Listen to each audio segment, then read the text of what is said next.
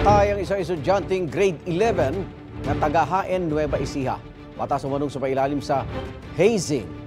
Ang sa China ng biktimang si Ren Joseph Bayan, nangyaring umano'y hazing sa San Leonardo nitong linggo. Wala nang buhay at matigas na raw ang katawan ng biktima nang iuwi siya ng fratmen sa kanilang bahay.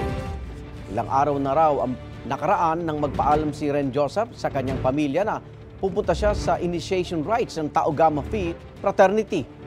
Hindi raw siya mapigilan.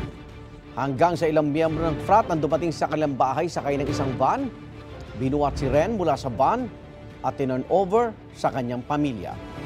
Sa panayam ng Super Radio DZBB sa Nueva Ecija Provincial Police, hemorrhagic shock ang ikinamatay ni Ren Joseph.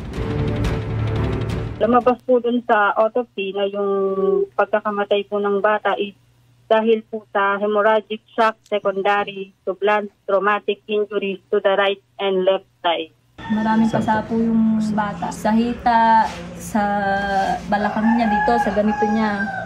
Tapos meron siyang kurot dito, dalawa, saka dito may kurot siya. Tapos yung tuhod niya gas-gas. Tapos medyo may putik siya eh. Yung short niya may putik.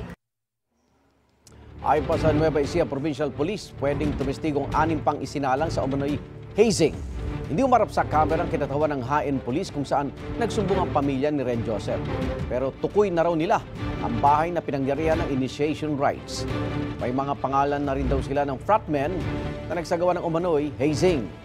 Kapag kinasuhan na ang mga salarin, i-endorso ng HN Police ang kaso sa San Leonardo Police na may sakop sa lugar na pinangyarihan ng hazing. Wala pang pahayag ang Tau Gamma Phi Fraternity.